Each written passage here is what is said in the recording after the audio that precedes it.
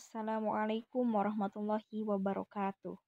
Nama saya Siti Nur Ajijah dari kelas 12 IPS. Di sini saya akan menjelaskan tentang sumber-sumber hukum Islam yang mutafak. Sumber hukum mutafak adalah sebuah bentuk dari sumber hukum dari agama Islam yang dimana akan dilakukan penyepakatan oleh seluruh elemen yang berasal dari agama Islam.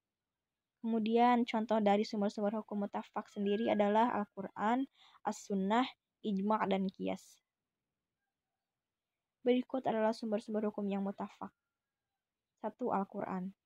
Al-Quran adalah lafal berbahasa Arab yang diturunkan Allah kepada Nabi Muhammad melalui pelantaran malaikat Jibril yang sampai kepada kita secara mutawatir. Dan yang membacanya merupakan ibadah.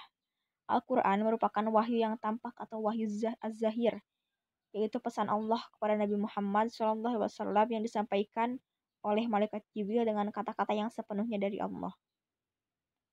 Al-Quran tidak diturunkan secara langsung dalam wujud 30 juz seperti sekarang biasa kita lihat dalam bentuk sebuah kitab. Ia diturunkan secara berangsur-angsur selama masa kenabian Rasulullah SAW. Dengan melihat Al-Quran, kita bisa mengetahui apa yang semestinya kita lakukan. Kita tahu mana yang baik dan mana yang buruk, mana yang halal dan mana yang haram, mana yang boleh dilakukan dan mana yang dilarang. Itulah fungsi Al-Quran sebagai pembeda atau furqan. Dilihat dari kejelasan maknanya, ayat Al-Quran terbagi menjadi dua, yaitu ayat muhkamat dan ayat mutasyabbihat. 1. Ayat muhkamat, artinya ayat yang jelas maknanya. Kita tidak ragu lagi ketika memahaminya, dan juga terhindar dari kemunculan beberapa pendapat dalam memaknainya.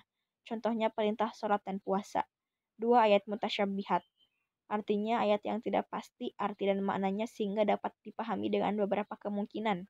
Ayat mutasyabihat sifatnya zaniyah adalah dalil yang hukumnya bersifat dugaan atau tidak pasif.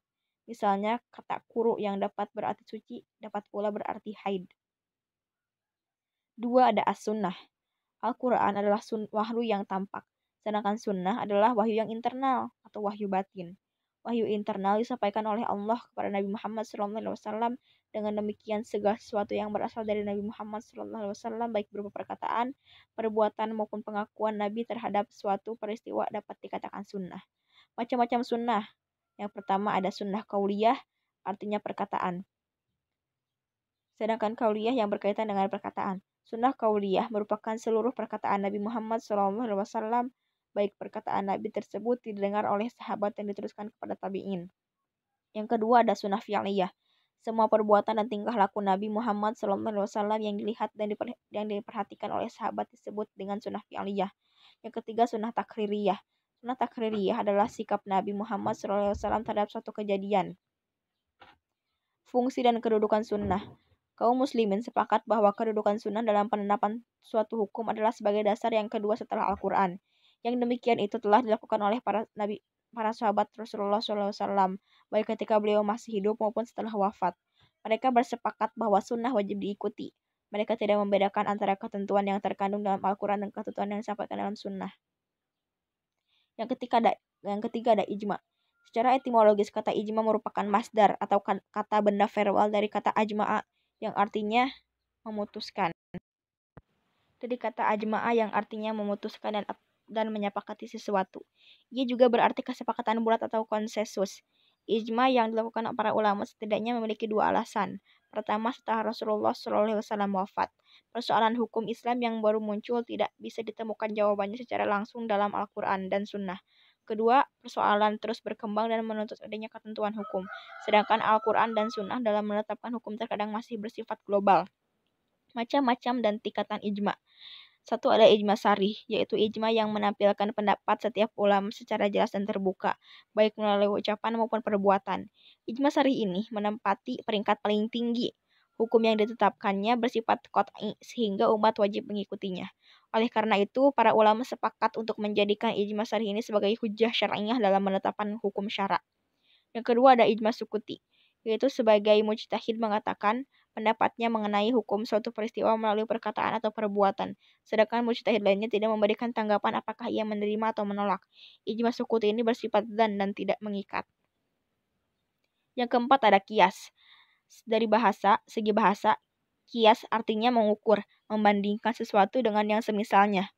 Secara istilah, Kias menurut Abu Zahra adalah menghubungkan suatu perkataan yang tidak ada hukumnya dalam nas dan dengan perkataan lain yang ada hukumnya karena ada persamaan ilah.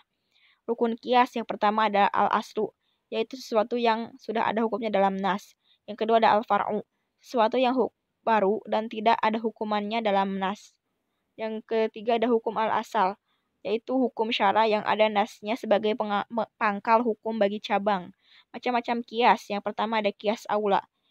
Kias aula adalah kias yang ilahnya mewajibkan adanya hukum. Yang kedua ada kias musawi. Kias musawi adalah kias yang ilahnya mewajibkan adanya hukum yang sama, baik pada hukum yang ada pada al-aslu maupun hukum yang ada pada al-far'u atau cabang. Yang ketiga ada kias adna.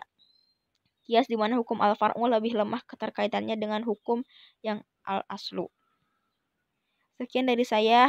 Terima kasih atas perhatiannya. Wassalamualaikum warahmatullahi wabarakatuh.